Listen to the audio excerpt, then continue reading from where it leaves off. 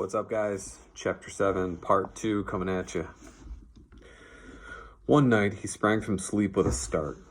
Eager-eyed, nostrils quivering and scenting, his mane bristling in recurrent waves.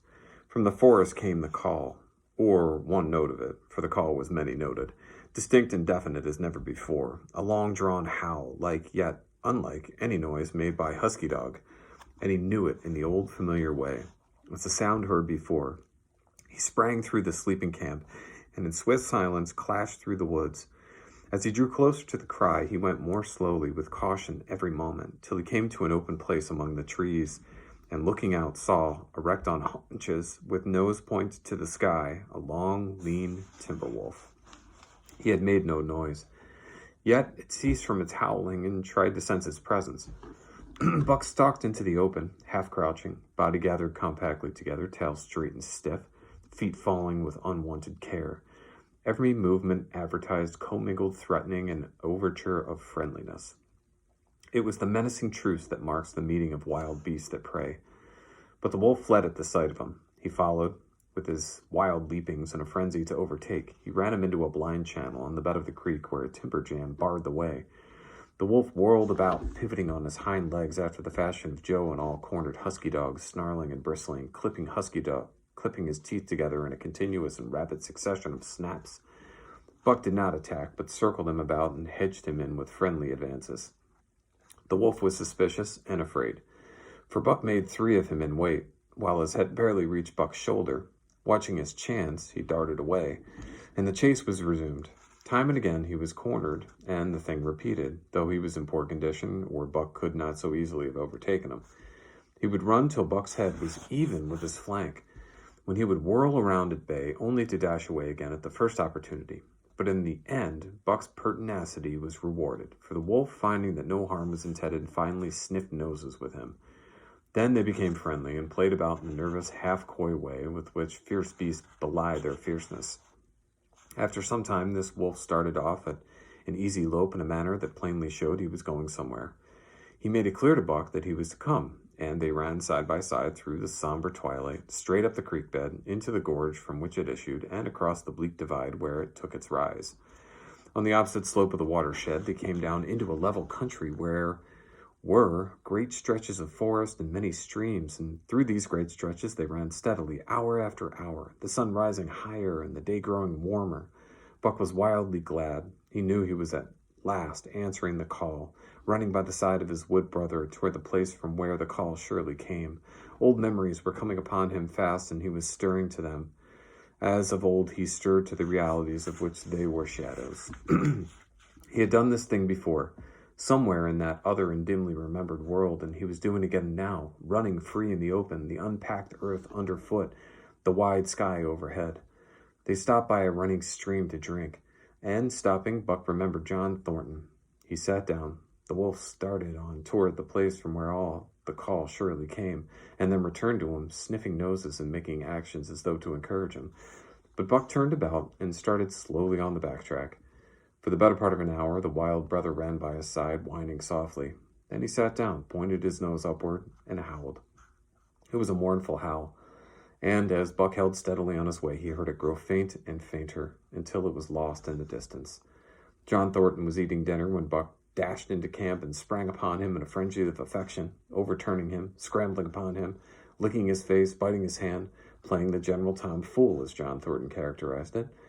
The while he shook Buck back and forth and cursed him lovingly. For 2 days and nights, Buck never left camp, never let Thornton out of his sight. He followed him about at his work, watched him while he ate, saw him into the blankets at night and out of them in the morning. But after 2 days, the call in the forest began to sound more imperiously than ever. Buck's restlessness came back on him, and he was haunted by recollections of the wild brother and of the smiling land beyond the divide and the run side by side through the wide forest stretches. Once again he took to wandering in the woods, but the wild brother came no more, and though he listened through long vigils, the mournful howl was never raised. He began to sleep out at night, staying away from camp for days at a time, and once he crossed the divide at the head of the creek and went down into the land of timber and streams. There he wandered for a week, seeking vainly for fresh sign of the wild brother, killing his meat as he traveled, and traveling with the long, easy lope that seems never to tire. He fished for salmon in a broad stream that emptied somewhere into the sea, and by this stream he killed a large black bear. Blinded by the mosquitoes, while likewise fishing, and raging through the forest, helpless and terrible. Even so, it was a hard fight, and it aroused the last latent remnants of Buck's ferocity. And 2 days later, when he returned to his kill and found a frozen wilderness quarreling over the spoil, he scattered them like chaff. And those that fled left two behind who would quarrel no more. The blood longing became stronger than ever before. He was a killer, a thing that preyed, living on things that lived, unaided, alone, by virtue of his own strength and prowess, surviving triumphantly in a hostile environment where only the strong survive. Because of all this, he became possessed of a great pride in himself, which communicated itself like a contagion to his physical being. It advertised itself in all his movements and was apparent in the play of every muscle, spoke plainly his speech in the way he carried himself, and made his glorious furry coat, if anything, more glorious. But for the stray brown on his muzzle and above his eyes, and for the splash of white hair that ran midmost down his chest, he might well have been mistaken for a gigantic wolf, larger than the largest of the breed. From his St. Bernard father he had inherited size and weight, but it was his shepherd mother who had given shape to that size and weight.